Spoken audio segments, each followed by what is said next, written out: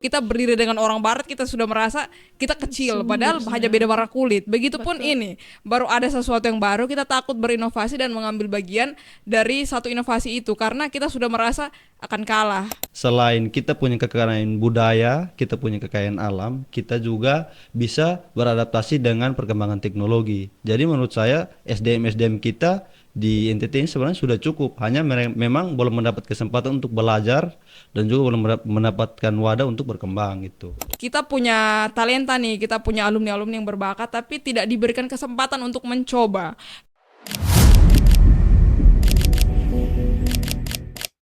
Hari ini sudah ada teman-teman dari Logosi Institute yang pertama kali buat lomba tentang robotika di NTT. Selamat datang kakak berdua, terima kasih sudah mau datang penuhi undangan KTN. Saya mau kenal dulu Logosi Institute. Oh, tapi sebelum sampai Logosi. Sebelum sampai ke Logosi Institute, saya mau kenalan dulu dengan kakak berdua. Mungkin bisa perkenalkan diri dulu. Oke, terima kasih Kalia dan KTN yang sudah mengundang kami dari Logosi Institute untuk berdiskusi bersama di yayasan ini. Pertama, perkenalkan saya Vivinda Silva dari Logosi Institute sebagai rekan pendiri atau co-founder sekaligus manajernya. Oke, terima kasih. Kalau saya Yosef Timorman Bait, saya di Logos Institute itu di bidang R&D, Research and Development. Oke. Sebelum kita makin jauh nih, karena kan bilang ada lomba. Tapi sebelum sampai ke lomba, saya mau tahu dulu Logosi Institute ini apa sebenarnya? Oke, jadi Kak, Logosi Institute itu adalah lembaga pelatihan dan pendidikan di bawah naungan PT Filosi Exidar Inovasi. Sekedar perkenalan dulu, PT Filosi Exidar Inovasi itu adalah perusahaan yang bergerak di bidang teknologi dan menaungi beberapa brand atau anak perusahaan. Di situ yang pertama ada Filosi Laptop, bergerak di bidang penjualan dan juga reparasi berbagai merek laptop. Lalu ada iFilosi, bergerak di bidang penjualan dan juga reparasi berbagai produk Apple, kemudian juga ada Filoget itu untuk Android dan juga yang terakhir Logosi Institute. Jadi ketiga brand yang sebelumnya itu bergerak di bidang reparasi dan juga penjualannya. Jadi kita tidak membuat lebih banyak sampah elektronik tetapi juga mendaur ulang dia.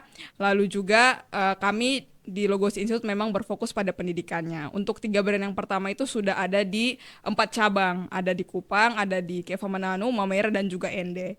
Nah kalau Logosi karena yang pendidikan dan kita pengen berpusat di Kupang dulu untuk memberdayakan dulu SDM di sini karena ini merupakan ibu kota yang merupakan sentral dari NTT. Jadi kami pikir terkait dengan pendidikan itu akan berkembang ke lebih banyak tempat dan kita menjadi contoh kurang lebih seperti itu. Dan misi kami di sini kami ingin pendidikan itu didalami, jadi pengetahuan itu dipelajari secara mendalam dan juga digunakan untuk kebermanfaatan bagi banyak orang seperti itu. Oke.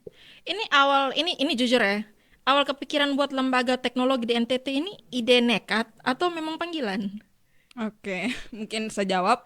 Jadi memang kalau misalnya alasan membuatnya memang itu ide nekat dan juga panggilan juga karena di sini membuatnya bersama saudara saya yang memang kami sama-sama membuat lembaga ini dan juga kami sama-sama punya latar belakang pendidikan, disiplin ilmu kami pendidikan. Kakak di bidang pendidikan fisika, saya pendidikan kimia S1-nya, lalu kemarin mengambil studi lanjut di UNY itu bidang teknologi pendidikan yang memang berbicara soal membangun sebuah lembaga pendidikan. Jadi ini merupakan cita-cita besar kami yang sudah lama seperti itu. Dan memang pengennya pendidikan itu difokuskan pada pelatihan-pelatihan di bidang teknologi. Makanya pelatihan yang kami kembangkan di sini itu Kak lebih ke pelatihan-pelatihan di bidang hardware maupun software. Ada teknisi laptop, teknisi Android, teknisi iPhone, kemudian juga web programming, ada coding. Lalu ada kelas robotik yang tadi mungkin di awal kakak sudah bilang akan diadakan lomba. Kurang lebih seperti itu Kak. Coba kalau begitu bisa diuraikan lebih rinci lagi. Di Logosi sendiri ada kelas apa, Sah? Oke, untuk di Logosi sendiri yang seperti tadi saya bilang Kak, ada kelas teknisi laptop, Oke. kemudian ada kelas teknisi Android, teknisi iPhone, habis itu ada web programming, ada coding, kemudian ada Microsoft Office, dan juga kelas robotik yang memang targetnya anak-anak usia sekolah. Oke. Itu terbuka untuk umum. Iya, terbuka untuk umum. Berarti siapa saja boleh daftar. Iya. Cara boleh daftarnya mendaftar. bagaimana? Cara mendaftarnya bisa langsung hubungi ke admin atau juga lihat brosurnya. Ada link pendaftaran di kami punya IG bio seperti itu. Jadi bisa langsung mendaftar. Hanya memang sejauh ini operasional kami belum mencukupi nih untuk gratis. Kalau bisa Oke. untuk gratis ya Ya memang iyalah. Ha-ha, Ilmu harus jadi bayar. Itu harus berbayar realistis. gitu. Itu sih Kak. Itu harus realistis memang. Tidak ada ilmu yang ya itu mungkin programnya pemerintah. Iya, betul. Kalau ilmu itu gratis, tapi kalau kita berdaya sendiri itu kita harus realistis bahwa ilmu itu mahal. Apalagi tentang mahal. apalagi tentang robotik, tentang coding itu mahal loh. Betul. Segala hal yang berhubungan dengan informatika, terus komputer itu biaya besar. Dan tidak ada bilang memang sekolah gratis, tidak ada. Contoh-contoh saja ya, kayak di kampus-kampus ini kan kalau mau kita bandingkan uang registrasinya, list registrasinya, coba cek informatika punya, pasti dia punya agak sedikit lebih tinggi ketimbang yang lain-lain. Betul. Ada kelas robotika, coding. Betul. Coding ada. Ada. Berarti bisa untuk pemula semua. Dan mereka daftar bisa, gampang saja begitu. Ataukah mungkin kayak macam ada siklusnya, kayak buka tahun ajaran baru begitu, ataukah bebas saja seperti itu? Oh, oke. Untuk kelas coding dan robotik ini kita buka ada berdasarkan tingkatan, ada tingkatan pemula, menengah, sama expert. Nah, jadi teman-teman yang ingin belajar di Logosi untuk mengambil kelasnya tidak dibatasi pada kurun waktu tertentu. Terus kita juga buka konsep soal konsep seperti ketika mereka punya project dan mau diselesaikan dengan bimbingan, nah itu bisa mengambil kelas. Nah, kelasnya berbasis case project gitu. Jadi teman-teman yang mau belajar selain bisa ambil yang kursus kelas berdasarkan tingkatan, juga bisa memilih kelas yang berdasarkan proyek yang akan mereka kerjakan gitu. Oke. Sejauh ini ada berapa orang di Logosi yang sudah masuk dalam pembelajarannya itu? Oke, kalau sejauh ini kalau kelas teknisi laptop sendiri sekarang sudah masuk ke batch ke-6. Kemudian kalau robotik itu dan juga kelas lainnya juga itu disesuaikan dengan request Kak. Jadi ada yang mau kelas umum ya kita taruh dia di kelas umum biar bergabung dengan teman-teman lain gitu. Tapi kebanyakan itu memang apalagi robotika ya Kak, itu datang dari orang tua yang anaknya sekolah di sekolah swasta yang memang punya kesadaran bahwa pendidikan itu penting dan dia mau berinvestasi begitu untuk pendidikan anaknya. Jadi itu kebanyakan ambilnya kelas private dan itu sejauh ini sudah ada 30-an orang kurang lebih alumni kursusnya. Maksudnya untuk disiplin ilmu yang mau dibilang ini kayak masih asing di telinga kita, dengan 30 siswa itu sebanyak tuh. Tapi sebelum sampai jauh sampai situ saya mau tahu dulu, ini pasti banyak juga yang masih asing. Robotika ini maksudnya lebih spesifiknya seperti apa ini? Sejauh ini yang saya lihat kondisi real di lapangan itu kita belum paham betul tentang konsep robotik dan robotika. Jadi semua orang masih menyamakan robotik dan robotika, padahal kedua istilah ini sebenarnya memiliki disiplin pelaksanaan yang berbeda, disiplin ilmu yang berbeda. Kalau kita berbicara tentang robot kita lebih mengacu kepada humanoid atau robot yang berbentuk manusia yang juga bisa mengerjakan pekerjaan dan bisa beraktivitas seperti manusia. Tetapi kita di Logos Institute kita fokusnya ke robotik. Nah, robotik ini bagaimana kita melakukan automatisasi, kemudian kita menerapkan pengkodean pemrograman ke dalam alat-alat yang bisa dipakai untuk membantu pekerjaan-pekerjaan manusia seperti itu. Jadi konsep robotik dan robotika itu sebenarnya berbeda. Nah, kebanyakan orang menganggap kalau kita bicara robotik berarti kita membuat robot humanoid, kita membuat robot yang berbasis AI, tapi sebenarnya hal-hal yang menyangkut robotika itu bisa dimulai dari hal sederhana gitu. Contohnya apa? Yang pertama, kita di NTT kita berbicara di bidang pertanian dan peternakan. Nah, kalau implementasi robotika ke dalam bidang pertanian dan peternakan, kita bisa pasang alat untuk pemberi pakan ikan otomatis. Kemudian kita juga bisa mengimplementasikan di pertanian itu, yang pertama itu ada alat penyiram tanaman otomatis. Kemudian ada juga pembaca suhu, pembaca suhu untuk bagaimana kita menentukan tanaman itu dia suhu berapa dia bisa terkena matahari. Kemudian ada juga di bidang energi terbarukan, kita implementasinya bagaimana kita membuat satu konsep biogas dengan implementasi robotik dalam. Jadi pengolahan biogas itu dia lebih terkontrol untuk misalnya dia punya suhu untuk pembakaran, kemudian gramasinya untuk syarat degramasi, bagaimana dia bisa menghasilkan energi itu, berapa energi yang dihasilkan itu semua dipantau dari konsep-konsep robotik, sehingga nanti harapannya konsep-konsep ini yang awalnya prototipe itu bisa dikembangkan ke skala industri gitu Pak. Berarti kalau seandainya dibikin secara rinci, kalau dibikin bahasa, istilahnya bahasa bayinya, Oh, oke, definisi robotika itu apa sebenarnya? oke, jadi kalau definisi robotika ya, kalau untuk bahasa sederhananya yang lebih mudah dipahami itu adalah satu sistem mekanik mesin yang memang diprogramkan. Jadi diprogramkan di sini artinya dia diberi perintah, Kak. Jadi makanya kenapa robotika itu orang harus paham elektronika dasar, di mana untuk menyusun rangkaian-rangkaian itu sehingga dia bisa berfungsi secara otomatis. Nah, kemudian dia diberikan perintah melalui apa? Melalui codingan yang diberikan, bahasa pemrograman yang diberikan. Kayak misalnya contoh sederhana lainnya itu kayak yang ada di sekitar kita ya, itu contohnya lift, Kak. Jadi ketika orang mau masuk, dia terbuka otomatis. Kenapa dia terbuka otomatis? Karena ada sensor yang bekerja di situ. Jadi misalnya, dan itu jenis-jenis sensor itu banyak sekali untuk menunjang kerjanya si robotik ini, sistem robotik ini.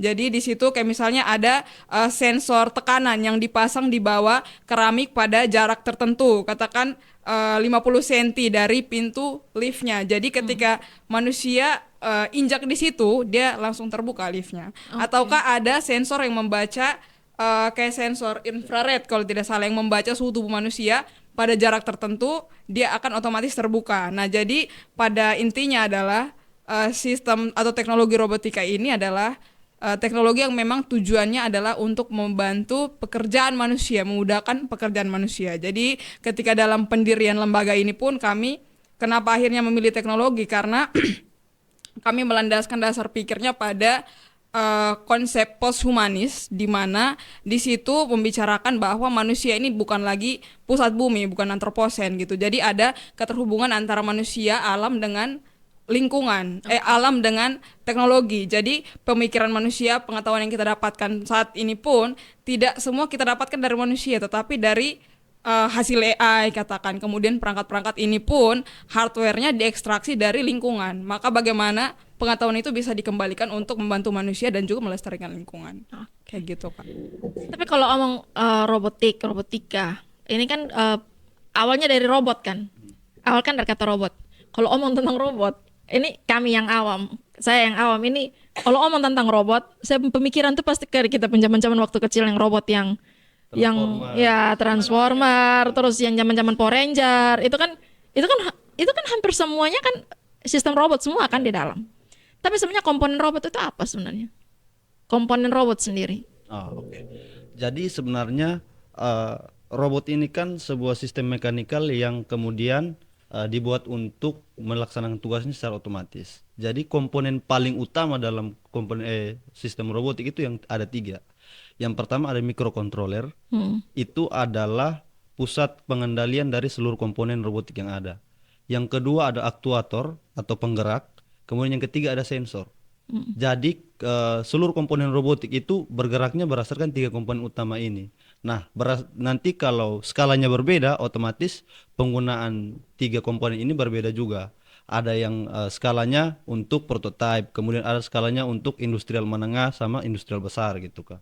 Jadi komponen robotik yang utama itu 3, microcontroller, aktuator sama sensor. Oke. Ini tadi ada berdua jelaskan. Kalau kami saya yang awam, ini cukup rumit ini sebenarnya. Hanya beberapa orang yang belajar di disiplin ilmu ini saja yang akan mengerti, paham betul. Tapi kalau awam itu kayaknya pelan-pelan. Tapi menariknya, logo sih langsung buat lomba. Ini kayak apa ya? Orang bilang istilah langsung tabrak tembok loh. Iya kan? Dengan mindset orang yang mungkin mereka paham robot apa, robotika itu. Kayak tadi ada kan bilang robotik dan robotika saja sudah beda. Padahal kalau saya pemikiran bisa jadi sama itu. Tapi kok bisa langsung buat lomba? Nah, kenapa tidak buat lomba lain? Maksudnya buat apa dulu untuk rame? Tapi kenapa langsung buat lombanya? Alasannya apa? Oke, terima kasih Kak. Jadi kenapa kami langsung membuat lomba? Padahal memang Logosi sendiri pun berdiri belum sampai setahun nih sebenarnya. Oke. Tapi karena memang ini sesuatu yang baru dan ketika awal pendirian itu memang kami pun punya pengalaman belajar di luar. Kayak Oke. kakak itu kakak yang kemudian punya ide besar ini juga. Dia waktu kuliah itu sempat studi banding ke Cina, mewakili Oke. Undana. Kemudian saya kemarin ketika studi pun dapat beasiswa untuk presentasi karya ilmiah saya di Jepang. Jadi kami punya referensi dari negara-negara Negara yang kami lain. datangi gitu. Jadi ketika berada di sana kami melihat bahwa robotika itu sebenarnya bukan sistem yang baru. Bahkan di Jawa pun sejak 10 belasan tahun lalu itu tidak asing lagi, Kak. Jadi ketika datang ke sini melihat daerah kita yang memang disparitas pendidikannya itu sudah sangat jauh dengan daerah Jawa. Dari hasil PISA saja kita tuh sudah ada di skor-skor terbawah begitu dengan Jawa, bahkan dengan Jawa belum dengan negara Dengan lain. negara lain. Nah, apalagi bicara soal teknologi ini kita sudah tentu sangat tertinggal. Nah, bagaimana caranya kita buat supaya ini menjadi satu isu yang dibicarakan adalah kayak dengan buat gebrakan seperti ini supaya ada dukungan dari pemerintah, kemudian juga ada dukungan dari segala aspek di bidang teknologi ini yang bergerak di bidang teknologi. Karena sebenarnya ketika kami mencoba di awal itu kami turun-turun sosialisasi, Kak, dari bulan Oktober November itu sudah mulai masukkan surat dan sosialisasi. Ternyata dari hasil survei kami yang menarik bahwa ini tuh sudah diintegrasikan ke dalam kurikulum sebenarnya. Oke. Coding AI dan juga robotika ini sudah diintegrasikan ke dalam kurikulum, tetapi karena memang SDM kita kurang di bidang informatika ini, jadi ada mekanisme yang namanya P3K untuk merekrut guru, dan di P3K ini untuk mata pelajaran informatika tidak harus lulusan informatika yang mengajar di bidang tersebut. Otomatis indikator pencapaian kompetensi dari sub-sub kurikulum ini tidak bisa sampai ke anak-anak. Betul. Nah, padahal di lapangan sebenarnya, Kak, sangat banyak orang yang punya kompetensi di bidang ini. Saudara-saudara kita, anak-anak muda kita di NTT tuh semua tuh punya karyanya masing-masing. Hanya memang kurang kurang diorbitkan, kemudian tidak punya wadah untuk bereksplorasi sehingga yang bagus-bagus pun lebih banyak keluar untuk mencari pekerjaan, untuk menyalurkan ilmunya karena memang tidak punya wadah. Makanya kenapa kita mencoba menyediakan wadah, dan juga ketika isu ini dibicarakan oleh banyak kalangan karena ini lomba pertama di NTT di bidang robotika, di bidang teknologi, ya orang akhirnya melihat bahwa ada peluang di timur Indonesia yang memang mereka sudah punya kepekaan dengan hal ini, dan kemudian ke depannya pun kita bisa membangun satu perusahaan teknologi yang bisa mengekstraksi hasil-hasil dari alam kita sendiri, katakan nikel di Papua atau di mana, jadi tidak perlu tender dengan orang luar, begitu bisa kita olah sendiri untuk kita pakai sendiri supaya negara kita tidak lagi hanya menjadi konsumen dari teknologi tetapi juga menghasilkan sesuatu gitu. Oke. Itu sih, Kak. Bikin event lomba di NTT dengan tema robotika. Itu menurut kakak bagaimana? Gampang tidak? Oke. Sejauh ini promosinya, terus perjalanan panitianya ini sudah sejauh mana? Oke, sebagai generasi muda, terutama saya kebetulan latar belakangnya ilmu komputer, jadi aplikasi ide robotik ke dalam bentuk lomba itu menurut saya satu ide yang kemudian bisa membuat banyak orang, oh ternyata kotong ini bisa, tapi kotong sudah punya warung berkembang. Nah, kita awalnya dengan pembentukan volunteer ya Bu ya. Kita pembentukan volunteer di bulan Desember untuk kepanitiaannya sendiri. Kemudian yang berhasil mendaftar itu sekitar 120-an orang. Banyak loh. Cukup banyak, itu kita sempat filtering lagi.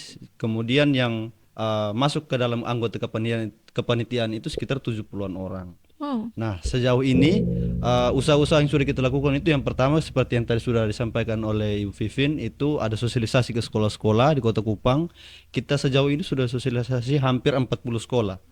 Dari SD, SMP, SMA, dan SMK. Itu gabungan. 40 itu gabungan semua. Iya, Dari SD gabungan sampai SD SMA. sampai SMA. Kemudian kita juga ada melakukan pendekatan dengan stakeholder terkait, misalnya dinas kominfo, kemudian dinas pendidikan provinsi dan kota. Kita berupaya mendapatkan atensi tentang upaya kita untuk memajukan teknologi terutama di bidang pendidikan.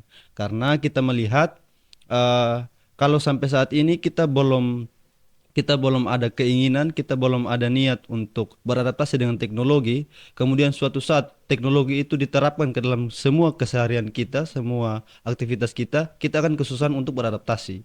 Nah, jadi kita membuat lomba dengan tema robotik ini, kita mau mempersiapkan SDM, kemudian kita mau mengingatkan juga kepada semua orang bahwa sekarang ini adalah era industri. Nah, yang nantinya akan berkembang adalah industri teknologi, di mana semua berjalan dengan otomatis. Nah, kita mau NTT juga menjadi salah satu yang tidak ketinggalan dalam hal industri teknologi gitu, Kak. Oke.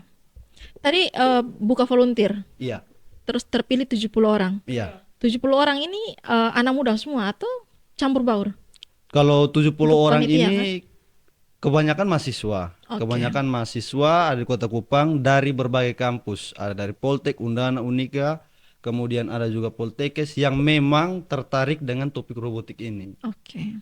Tapi tidak semua berlatar belakang informatika dan elektronika.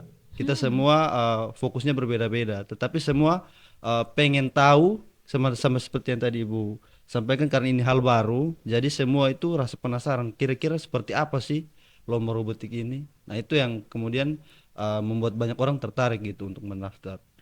Tadi kalau tidak salah bilang apa? Dari Poltekkes juga ikut? Iya, Dari Poltekkes? iya, Tapi mungkin karena mereka juga punya minat di situ. Terus kalau kita omong kayak tadi, Ade berdua jelaskan bahwa robotika itu dengan sendirinya membantu pekerjaan manusia. Mungkin siapa tahu mereka cuma buat perawat Iya. dari robot. Ya mungkin kan, bisa saja kan. Siapa tahu gitu. Kalau untuk dukungan, sejauh ini siapa saja yang sudah support? Pemerintah sudah support belum? Sejauh ini dari usaha pendekatan yang kita sudah lakukan, yang pertama itu kita dapat dukungan dari Pak Wali Kota Kupang. Oke. Kita dapat audiensi dan juga kita dapat atensi besar dari Bapak Wali Kota, dia memberikan dukungan, kemudian support. Kemudian kita juga sempat audiensi dengan Dinas Pendidikan Provinsi. Kemudian yang terakhir kemarin dengan Dinas Kominfo Provinsi. Gitu. Pak Gubernur dukungan belum? pemerintah. Belum. Belum. Kita belum sempat. Semoga ya, amin Ya, ya. amin. Mungkin Pak Gub masih sibuk mungkin. Tapi kalau untuk event-event kayak begini, saya membayangkan kalau misalkan Kota Kupang berhasil, terus provinsi berpikir bahwa ini baik dan dibuat dalam satu skala besar, lebih besar lagi NTT, karena pasti yang begini bukan cuma hanya di NTT, bukan cuma hanya di Kupang dong. Pasti ada di daerah-daerah lain, Iya. mungkin ada juga bibit-bibit yang lain. Kadang banyak loh lomba-lomba yang kita pikir ya pasti menang dari Kota Kupang, ternyata dari daerah lain ada yang menang loh. Iya. Jadi ya mudah-mudahan kalau misalkan Kupang punya ini berhasil, dia bisa buat skala lebih besar lah, minimal NTT lah. Minimal NTT. Kalau misalkan perlombaan ini dinonton oleh netizen, oleh orang-orang Kupang, mereka mau ikut daftar, tapi mereka kan tidak ada di SD, SMP, dan SMA. Mereka dari kalangan masyarakat umum. Masyarakat umum. Itu mereka bisa daftar tidak? Oke. Awalnya kenapa kita targetkan ke sekolah, karena kita mencoba integrasikan apa yang ada di ide kita dengan kurikulum yang sedang berjalan. Makanya target sosialisasi kita di sekolah-sekolah. Tetapi sejauh ini ada juga permintaan dari calon peserta lomba itu mau mendaftar tetapi tidak mewakili sekolah, tidak melalui sekolah. Oke. Nah, itu mekanismenya bisa, tetapi nanti mereka harus ada pendampingnya. Misalnya untuk tingkat SD dan SMP itu harus ada pendampingnya, biar nanti pendampingnya itu bisa memberikan arahan terkait proyek-proyek yang akan mereka kerjakan di perlombaan. Jadi misalnya ada anak SD nih, mereka satu komplek atau bersaudara mau daftar lomba, tapi beda sekolah, itu bisa. Jadi mereka bisa mendaftar dengan satu pendamping gitu. Kemudian di perlombaan juga selain untuk tingkat SD, SMP, SMA, kita juga buka perlombaan line follower. Nah, kenapa kita buka perlombaan line follower? Karena sekarang di Jawa, kita bercermin dari Jawa, itu sudah mulai ada era untuk RoboSport. Selain e-sport, kita ada juga RoboSport. Nah, RoboSport ini perlombaannya ada RoboSoccer, Robot Sumo, sama line follower.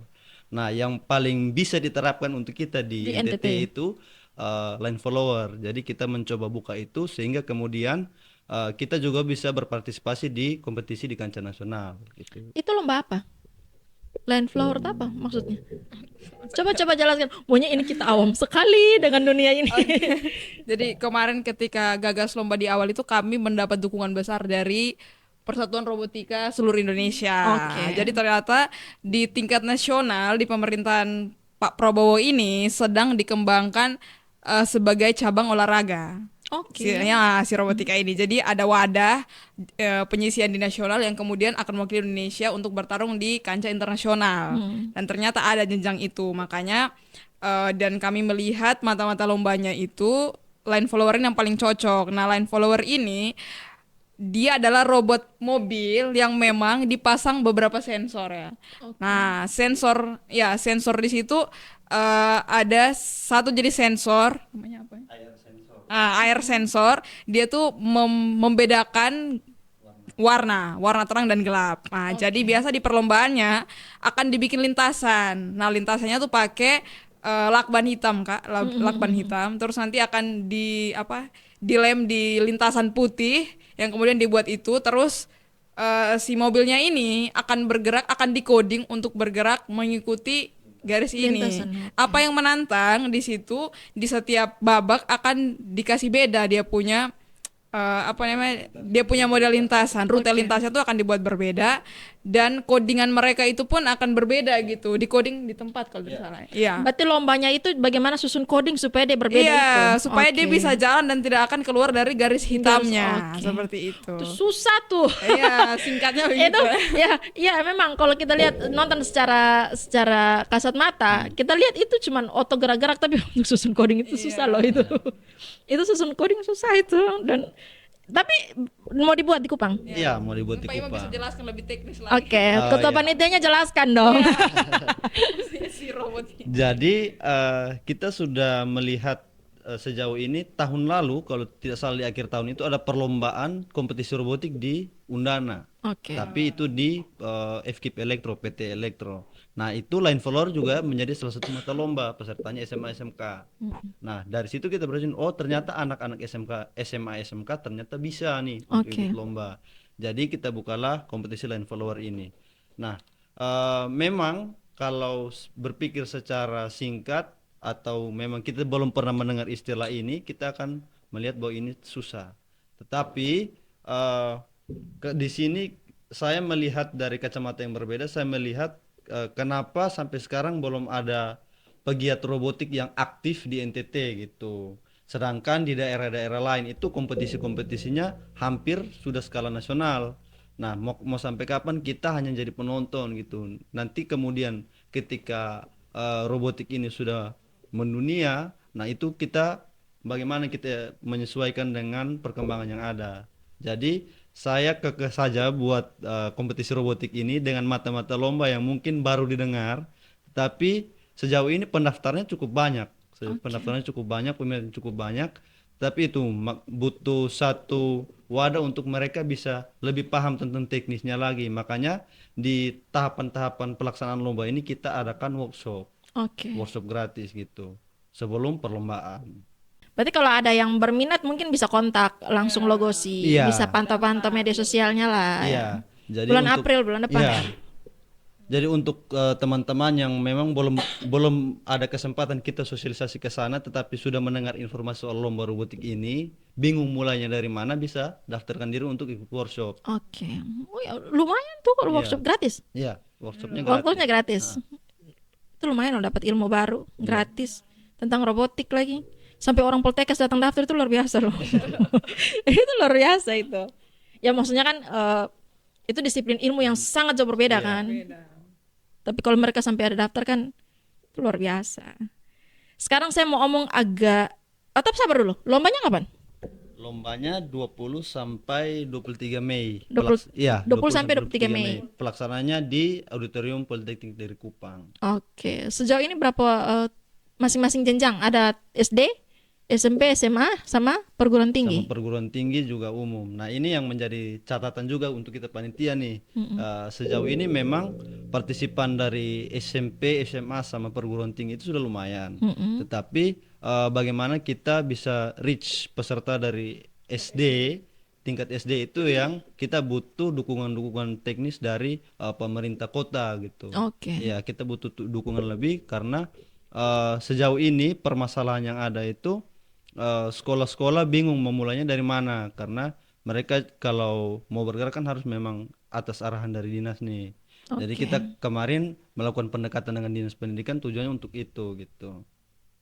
Kalau boleh tahu bisa spill lomba untuk SD ini bikin apa sih mereka? Mereka bikin apa sih? Oh SD. ya, untuk lomba SD dan SMP ini sebenarnya tidak susah-susah amat karena mereka itu kategori lombanya di tahap perakitan dan logika untuk mereka punya apa perakitan elektronika.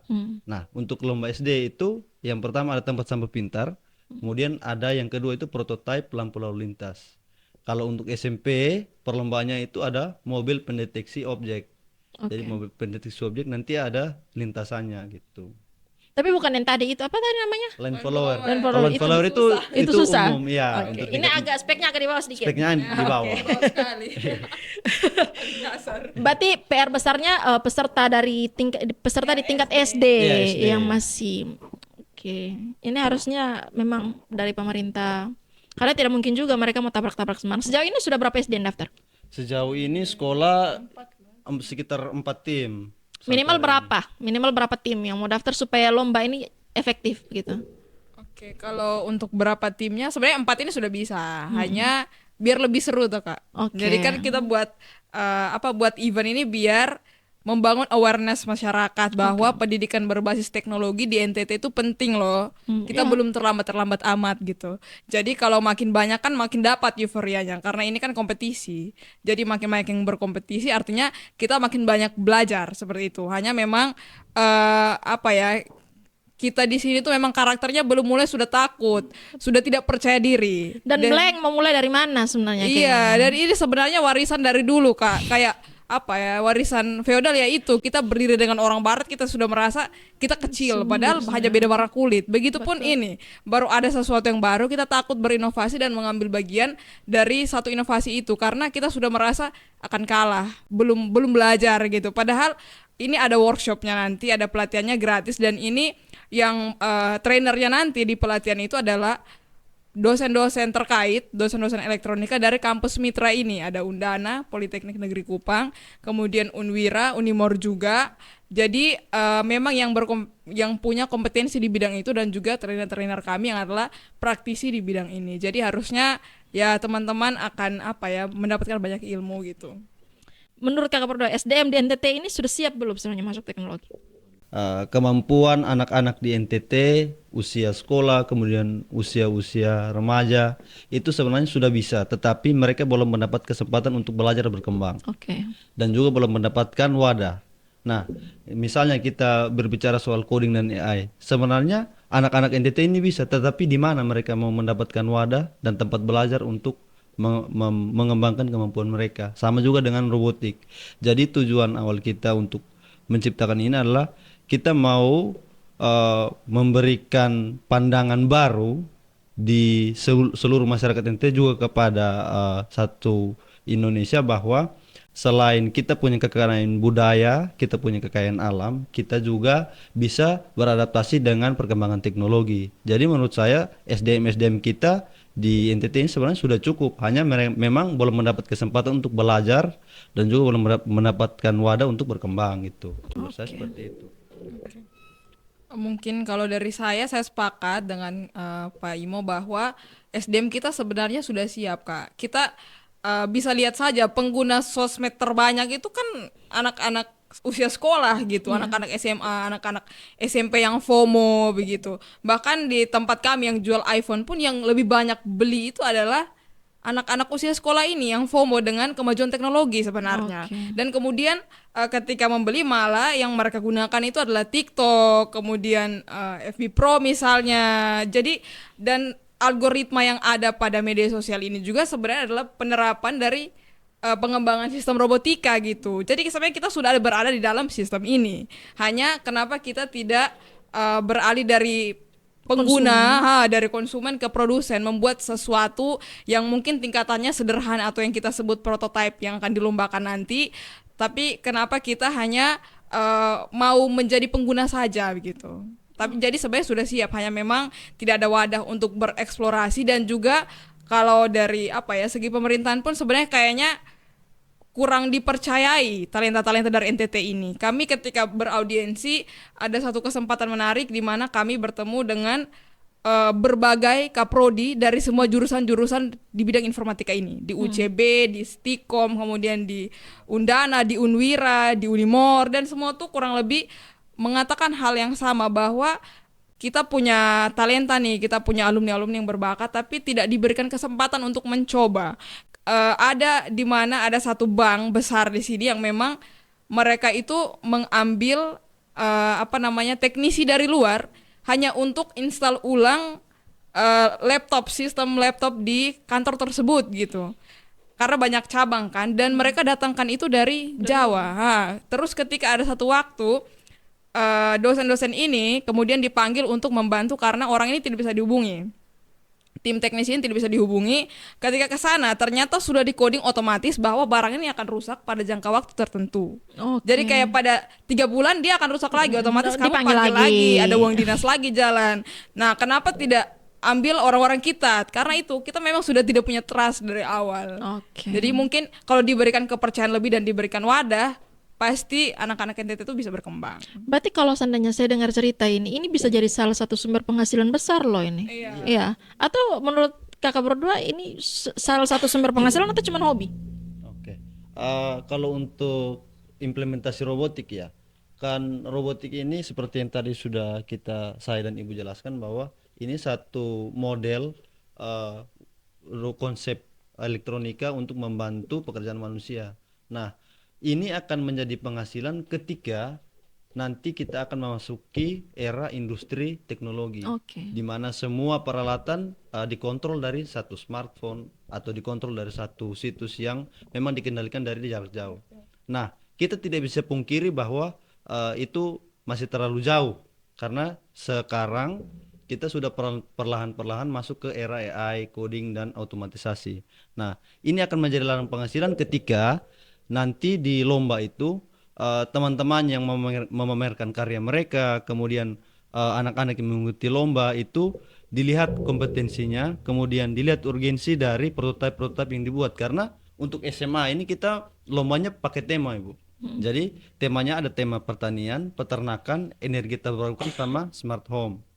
Jadi harapannya dari lomba ini ada prototipe-prototipe yang kemudian dipatenkan dipatenkan dan dikembangkan ke tahap industri gitu. Nah, itu bisa menjadi sumber penghasilan gitu. Apalagi kita di NTT kan kita punya sumber daya alam begini besar, begini banyak. Nah, itu bagaimana cara kita bisa meningkatkan produktivitas itu ya dengan implementasi konsep robotik ini. Jadi kalau misalkan nanti ada lomba ini dijalankan terus, misalkan peserta punya rakitan mereka itu dilihat, ini ada investor yang datang tidak? Kalau boleh spill. Kalau untuk investor yang datang kemungkinan ada, karena kami untuk saat ini sedang berusaha untuk membangun komunikasi dengan Kemenristekdikti untuk mendapat dukungan dari LLDikti supaya Expo ini dibuat skala nasional gitu. Jadi ternyata di kampus-kampus besar itu dia tuh punya pos dana sebenarnya untuk anak-anaknya berkompetisi memamerkan karya gitu. Jadi ini bisa dijadikan satu expo yang besar, tapi masih dalam tahapan tahapan komunikasi karena masih libur semua juga, Kak. Jadi kemungkinan besar setelah di bulan April nanti baru akan ada apakah ini dibuat skala nasional atau tidak. Tapi untuk sementara kami buka secara umum. Hanya memang harus ada dukungan langsung dari LLDikti supaya dia bisa dijadikan skala nasional. Nah, kalau misalnya investor-investor datang tentu pasti ada yang dilirik. Karena kemarin dalam survei kami yang mau ikut Expo itu ada juga yang bahkan membuat air hujan menjadi dibuat jadi apa ya kemarin? Menangkap embun yang dikumpulkan pada malam hari kemudian dijadikan sumber air untuk di rumah tangga, skala rumah tangga. Berarti dia ubah ke air ini apa istilahnya? Air yang bisa digunakan. Karena kan hujan ada memang banyak. Kita begini, takut salah omong. Air hujan memang banyak yang pakai untuk konsumsi sehari-hari, tapi kita tahu standar air hujan dengan air tawar yang dari dalam tanah itu kan berbeda. Dia menjadikan air hujan itu untuk layak dipakai. layak Iya, dipakai. jadi air kan punya pH tertentu Iya. yang cocok di tubuh manusia, yang Betul. tidak terlalu asam misalnya Yes. begitu. Jadi mereka mendesain sistem peralatan yang memang bisa membuat air ini layak konsumsi. Betul. Kemudian juga masih banyak lagi pengembangan-pengembangan besar lainnya. Apalagi yang nanti SMA ini kita belum tahu nih dong buat apa Kak. Karena karya ilmiah, jadi bebas berkreasi sudah, dan saya pikir akan lahir banyak inovasi-inovasi di sana yang memang sudah seharusnya dilirik oleh pemerintah ataupun dilirik oleh investor untuk dikembangkan lebih lanjut. Karena bicara soal robotika, tentu butuh dana yang besar untuk pengembangannya. Nah, ini kami pun ya masih mengeksplor bagaimana formula yang tepat, tapi kedepannya kami pun punya cita-cita bahwa bagaimana kita mengekstraksi peralatan-peralatan mekaniknya ini dari sumber daya alam yang ada, entah dari kayu atau entah dari apa, biar tidak lagi pakai besi yang kita harus order dan beli dari luar, beli dari Cina. Karena selama ini pun mesin-mesin yang kita pakai, sensor-sensor yang dipakai itu kan diambil dari luar. Nah, jadi kami sekarang tuh memang masih belajar juga untuk bagaimana kita menciptakan satu sensor sendiri, membuat satu sistem elektronika sendiri yang memang kita produksi gitu, tidak kita pakai dari luar. Gitu sih. Ya. Kalau misalkan nanti pada saat lomba ada yang pergi nonton boleh? Boleh. Boleh Iya. sekali. Iya, boleh. Karena untuk audiens yang mau ikut mau nonton perlombaan itu tidak dikenakan tiket. Oke, berarti Jadi gratis terbuka untuk keluar umum, masuk. gratis untuk umum. Karena di sana juga kita selain ada lomba, selain ada ekspor robotik, kita juga ada UMKM di situ. Oke. Booth-booth UMKM, juga booth-booth informasi dari instansi-instansi lain. Jadi kita ciptakan satu konsep acara yang memang itu berbasis teknologi, informasi-informasi teknologi yang kita tampilkan di situ. Tadi kan Kak Vivin cerita bahwa kakak tadi sempat belajar ini di mana, di Cina. Saudara yang pendiri ini, Iya. kami sama-sama itu, dia pernah studi banding ke Cina. Oke. Pewakil Undana waktu itu studi banding mahasiswa. Kemudian saya 2024 kemarin kebetulan kemarin kan studi pakai beasiswa LPDP juga, dan dapat beasiswa untuk mempresentasikan karya ilmiah saya di Jepang, lolos seleksi begitulah ke sana kemudian. Jadi memang melihat sistem robotika yang ada di sana itu sudah hal yang biasa sekali begitu. Di segala tempat tuh ada sistemnya, bahkan ada semacam Alfamart, semacam mall begitu yang memang tidak ada manusianya. Dan Hanya robot dalam. Iya, ada robot di dalam, dan mereka bisa bayar sendiri. Kemudian juga ada yang pelayan restoran, pelayan resepsionis. Jadi hal-hal yang repetitif ini dikerjakan oleh robot-robot ini karena sifatnya repetitif kan. Kayak manusia buang tenaga saja di situ. Jadi kalau misalnya kita tidak berkembang dalam pemikiran, seni berpikir kritis kita masih di bawah terus, kayaknya kita tidak akan memikirkan hal-hal besar yang seperti ini. Nah, ini artinya bertemu dengan relasi teman-teman yang bukan orang Indonesia nih. Sekarang saya mau tanya dulu untuk Kakak Vivin. Indonesia ini sebenarnya di posisi dalam posisinya di dunia teknologi itu ada di mana sebenarnya? Dia tim inti kah, cadangan, atau masih jadi penonton? Ini agak takut jawabnya. Pokoknya kita jujur saja Iya. kan. Kalau Kita- jujur saja memang kita masih jadi konsumen. HP yang kita pakai pun bukan produksi Indonesia, kawan-kawan. Jadi itu memang produksi dari luar semua. Itu iPhone, kemudian laptop, brand laptop, semua itu dari luar. Bukan kita yang buat. Tapi semua material yang dibutuhkan untuk membuat perangkat-perangkat keras ini datangnya dari mana? Dari Indonesia. Kita negara berkembang yang sebenarnya pemasok sumber daya alam terbesar gitu. Kita punya sumber daya alam terbesar. Mungkin teman-teman tahu bahwa katakan ada konflik tambang di mana-mana. Nah, itu mereka datang merusak lingkungan, ambil kita punya nikel yang memang sangat berharga, mineral berharga yang dimiliki oleh kita yang sebenarnya kekayaan kita, tapi tidak dimanfaatkan, kemudian dijual ke pihak Dijual asing. mentah. Dibuatlah mobil listrik. Mobil listrik bahkan kayak mobil listrik di Jakarta itu dijual murah-murah loh. Dijual murah-murah dan kemudian chargingnya gratis, casnya gratis. Karena mereka masih dalam tahap uji coba dan kita selalu menjadi target kelinci percobaan ini. Menurut saya, kalau misalnya kita tidak kemudian peka untuk bekerja sama, bersinergi, membangun satu kekuatan teknologi besar untuk menggunakan kembali sumber daya alam yang ada dan dikembalikan kepada masyarakat kita gitu. Intinya bahwa kita juga jadi produsen sendiri untuk barang yang kita pakai. Iya, gitu. Jadi tidak perlu lagi kirim bahan mentah ke sana, mereka buat terus mereka jual lagi ke kita. Itu sih, Kak. Berarti penting ya, penting sekali ini sebenarnya. Dan ini jadi kalau kita omong dalam skala besar, ini jadi solusi tersendiri loh. Daripada kita mesti impor terus kan. Ya siapa tahu besok-besok ada anak. Saya tidak tahu ya, mungkin agak spill-spill SMK waktu itu kan juga konsepnya kayak begini bukan? SMK Yang oto listrik. Iya. Oh ya. Iya kan? Iya. Entah dia punya nasib sudah seperti apa kita tidak tahu sih, tapi konsepnya kan seperti itu kan. Produksi sendiri di dalam negeri dan entah sampai kemana-kemana kita juga tidak tahu. Ya mungkin karena forum-forum seperti ini terbatas, kurang dukungan kayaknya. Oke.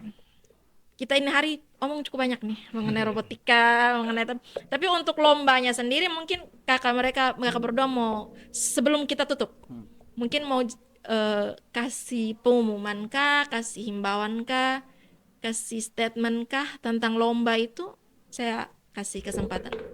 Sorry.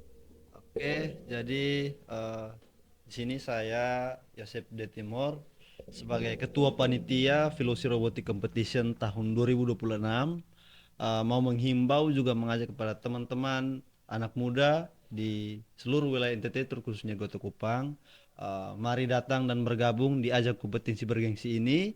Jangan mau ketinggalan soal teknologi, mari jadi bagian daripada perkembangan teknologi itu sendiri dengan mendaftar dan berpartisipasi dalam lomba ini. Nah, untuk lombanya ada kategori SD, SMP, SMA, juga ada line follower untuk umum dan ada expo. Expo ini terbuka untuk umum. Jadi karya robotik apa saja bisa dipamerkan.